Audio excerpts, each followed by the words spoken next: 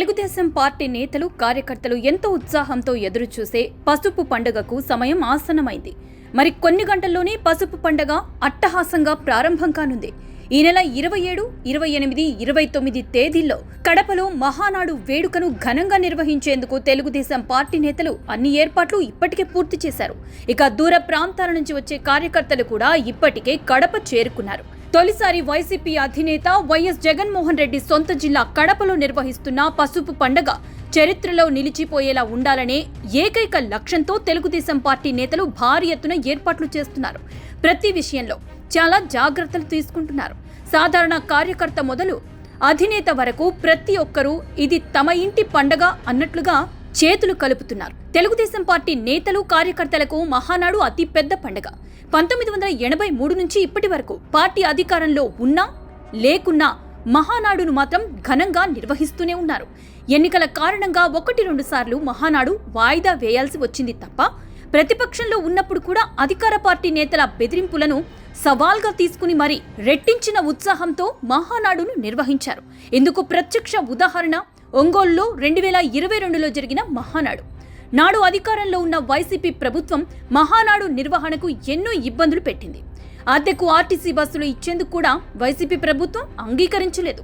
అలాగే ప్రైవేట్ వాహనాల్లో వచ్చే వారిని సైతం ఎన్నో ఇబ్బందులకు గురి చేశారు నాటి పోలీసులు. అయినా సరే తెలుగు తమ్ముళ్లు మాత్రం వెనకడుగు వేయలేదు, కదం తొక్కారు. వైసీపీ ప్రభుత్వానికి ధీటుగా జవాబిచ్చారు. కానీ విని ఎరగని రీతిలో జాతీయ రహదారిపై 100 కిలోమీటర్ల మేర వాహనాలు బార్లు తీరాయి. జై తెలుగుదేశం అనే నినాదంతో ఒంగోలు మారు మోగింది. చివరకు మహానాడు వేదిక వద్దకు చంద్రబాబు చేరుకునేందుకు కూడా కాస్త ఇబ్బంది పడాల్సి వచ్చింది. ఇసుకేస్తే రాలనంత జనం ఒంగోలు మహానాడుకు పోటెత్తారు. ఒంగోలు మహానాడు స్ఫూర్తితోనే రెట్టించిన ఉత్సాహంతో పనిచేసిన తెలుగు తమ్ముళ్లు ఎన్నికల్లో పార్టీ ఘన విజయం సాధించేలా కష్టపడి పనిచేశారు. చరిత్రలో ఊహించని గెలుపు సొంతం చేసుకున్న టీడీపీ తొలిసారి కడపలో మహానాడు నిర్వహిస్తోంది.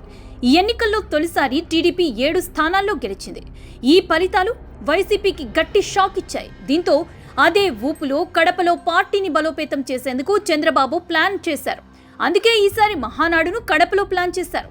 ఈ వేదిక నుంచి వైసీపీ నేతలకు వార్నింగ్ కూడా ఇచ్చే అవకాశం ఉంది. అలాగే వైసీపీలో కొందరు కీలక నేతలు కూడా మహానాడు వేదిక మీద టీడీపీ తీర్థం పుచ్చుకునే అవకాశం ఉందనే మాట బలంగా వినిపిస్తోంది. ఇక తెలుగు తమ్ముళ్ల కోసం అన్ని ఏర్పాట్లు చేశారు. బస చేసేందుకు కుటీరాలు సిద్ధం చేశారు.